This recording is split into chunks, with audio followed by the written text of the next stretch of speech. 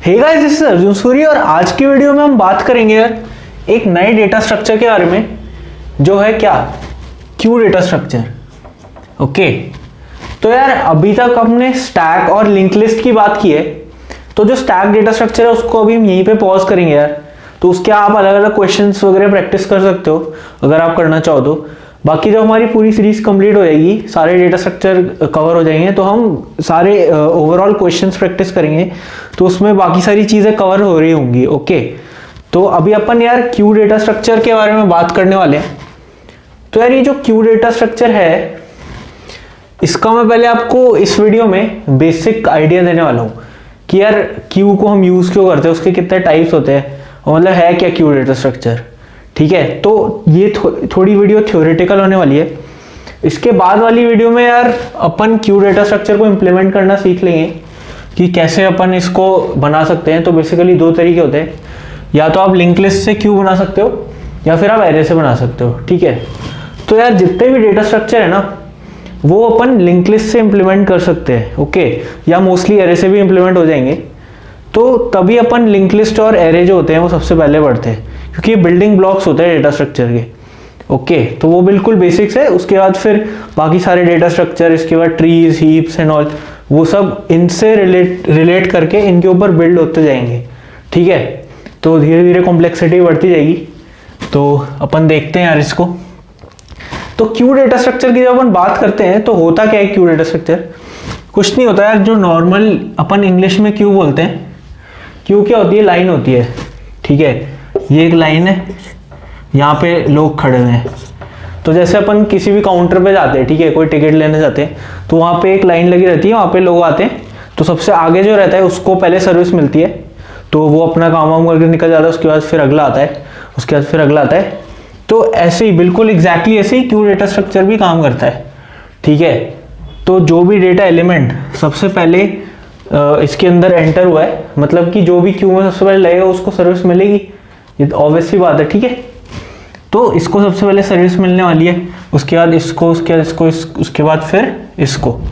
तो यही होता है कि क्यू डेटा स्ट्रक्चर में काम कैसे करता है अपना कंप्यूटर साइंस में। ठीक है, इसके बाद यार क्यू डेटा स्ट्रक्चर में क्या होता है, इसके कुछ टाइप्स होते हैं। तो क्यू जो होगी वो अलग अलग टाइप्स के अपन बना सकते हैं। तो यहाँ मैंने लिखे हुए यार, ये होती है डी क्यू, एक होती है डी क्यू। एक तो नॉर्मल क्यू होती है कि इस क्यू में यहाँ पे बंदे खड़े हुए, तो यहाँ से अपन क्यू में डेटा एलिमेंट्स डालते रहेंगे और यहाँ से हम निकालते रहेंगे। ठीक है, तो तभी यार ये क्यू डेटा स्ट्रक्चर को फीफो डेटा स्ट्रक्चर भी बोलते हैं। फर्स्ट इन फर्स्ट आउट, जो पहले घुसा है वही पहले निकलेगा। ठीक है, तो इसमें कुछ कुछ चीज़ें बाद में अलग हो जाती हैं, तो वो देखते हैं अपन। तो डी क्यू क्या होता है यार?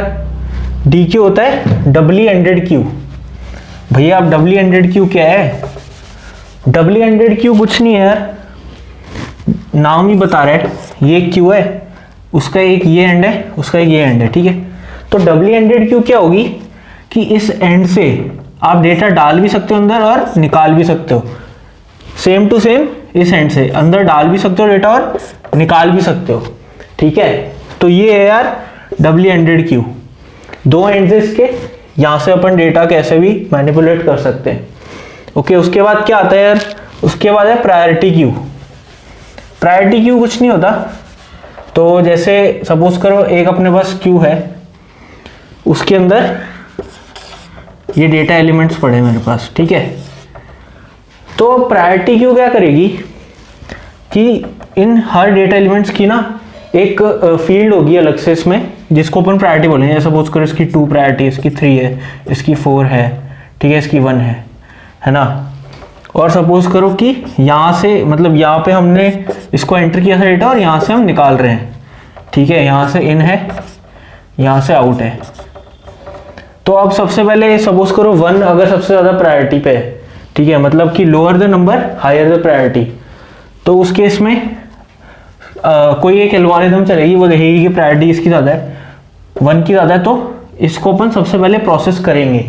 ठीक है, ये प्रोसेस हो गया। अब 2, 3, 4 इसके अंदर देखेंगे यार प्रायोरिटी किसकी ज़्यादा है, तो 2 की ज़्यादा है। उसके बाद ये प्रोसेस हो जाएगा, उसके बाद ऐसे ही 3 प्रोसेस होगा, फिर 4 प्रोसेस होगा। ठीक है, तो ये ओवरऑल व्यू दे रहा हूँ मैं, एक बर्ड्स आई व्यू दे रहा हूँ आपको कि यार होता क्या है ये प्रायोरिटी क्यू। बाकी अपन इन सबको जब इम्प्लीमेंट करेंगे तो इनको डिटेल में अपन पढ़ते रहेंगे। ठीक है, अब इसके बाद क्या है, इसके बाद आता है यार अपना सर्कुलर क्यू। सर्कुलर क्यू क्या है भैया, कुछ नहीं यार, इसका नाम ही बता रहे हैं कैसी क्यू होगी, जो कि सर्कल में होगी। सर्कल में कैसे होगी क्यू, सर्कल में ऐसे होगी कि सपोज करो ऐसे डेटा एलिमेंट्स पड़े हुए हैं, ठीक है, और इनको हमने सपोज करो ऐसे लिंक लिस्ट से इंप्लीमेंट किया हुआ है। ठीक है, तो सर्कुलर क्यू कुछ नहीं होगी, यहाँ से ये 2 पॉइंटर है, यहाँ से क्यू बननी हम शुरू करेंगे, मतलब कोई भी नया डेटा एलिमेंट आएगा तो उसको हम यहाँ पे डालते जाएंगे, है ना, और कोई पुराना एलिमेंट निकालना होगा, जब डी क्यू करना होगा तो उसको यहाँ से हम निकालते रहेंगे। वो डी क्यू मैं बताता हूँ यार आपको क्या होता है, इसके ऑपरेशन में डिस्कस करेंगे क्यू के ऑपरेशन में। अभी के लिए आप ये समझ लीजिए कि सर्कुलर क्यू कुछ नहीं है, डेटा एलिमेंट्स जो है वो सर्कुलर फैशन में अरेंज है। इसमें हमें कोई भी डेटा अगर डालना होगा तो इस पॉइंटर को आगे खिसका के यहाँ पे डेटा डालते रहेंगे, और कोई निकालना होगा तो इस पॉइंटर को आगे खिसका के डेटा हम निकालते रहेंगे वहाँ से। ठीक है, तो ये हो गया अपना सर्कुलर क्यू। ओके, तो अब इसके बाद बात करते हैं, ये जो क्यू है ना, इसमें कुछ ऑपरेशन होते हैं, मतलब कोई भी डेटा स्ट्रक्चर होता है तो अपन को उस पर ऑपरेशंस करने पड़ते हैं, राइट। तो हम डेटा है तो स्टोर करेंगे उसमें और उसके ऊपर कुछ ऑपरेशन करेंगे, वही डेटा स्ट्रक्चर होता है। बेसिक डेफिनेशन है ये। ठीक है, तो ऑपरेशन क्या होंगे यार, ऑपरेशन कुछ नहीं है, जैसे स्टैक में पुश और पॉप होते थे, इसमें एनक्यू डीक्यू है। तो एनक्यू क्या है, एनक्यू मतलब डेटा को क्यू में डाल दो, जो कि पुश की कॉरस्पॉन्डिंग हम बोल सकते हैं, उससे रिलेट करा के बता रहा हूँ यार।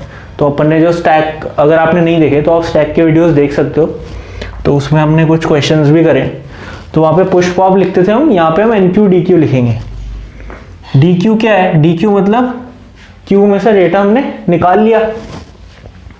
तो डीक्यू में से जब डेटा निकाल लिया मतलब वो पॉप के कॉरस्पॉन्डिंग हम बोल सकते हैं। ठीक है, एक होता है फ्रंट। फ्रंट क्या है, फ्रंट कुछ नहीं है यार, जो भी क्यू के फ्रंट में डेटा होगा वो हमें फेच करके दे देगा फ्रंट। और हम जो स्टैक था उसमें पीक ऑपरेशन यूज करते थे इसके लिए। ओके, तो फ्रंट हो गया, हमें डेटा जो भी फ्रंट में रहेगा, सब क्यू में सबसे आगे रहेगा, वो निकाल करके दे देगा। और फिर इज एम्प्टी क्या है, इज एम्प्टी कुछ नहीं है यार, इज एम्प्टी है कि क्यू अगर आपकी एम्प्टी है तो ये ट्रू रिटर्न कर देगा, अदरवाइज फॉल्स रिटर्न कर देगा। ठीक है, तो ये हो गए इसके बेसिक ऑपरेशंस। तो अब यार ये बेसिक आइडिया है क्यू का। इसके अलावा और भी कुछ छोटी छोटी चीज़ें होती है, वो जो अपन क्वेश्चंस करेंगे आने वाली वीडियोस में तो अपन डिस्कस करते रहेंगे। बाकी यार ओवरऑल व्यू तो यही है क्यू का।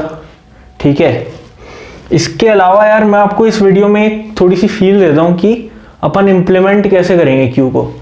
तो मोस्टली अपन लिंक लिस्ट में इम्प्लीमेंट कर रहे होंगे क्यू को, तो उसमें मैं बता देता हूँ कि अपन थोड़ी फील दे रहा हूँ। ठीक है, बाद में डिस्कस करेंगे अपन अगली वीडियो में कि यार क्यू को अपन लिंक लिस्ट से इम्प्लीमेंट कैसे कर सकते हैं।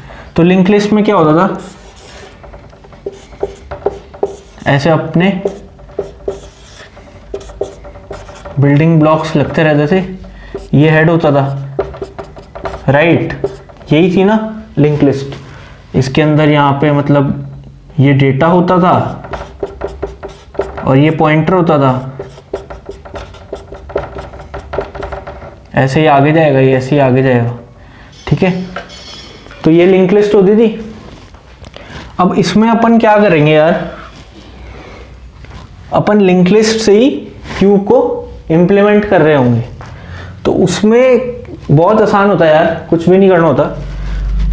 2 पॉइंटर लेंगे हम, एक का नाम रखेंगे फ्रंट और बैक रख सकते हो, या फिर रियर या फ्रंट कुछ भी रख सकते हो।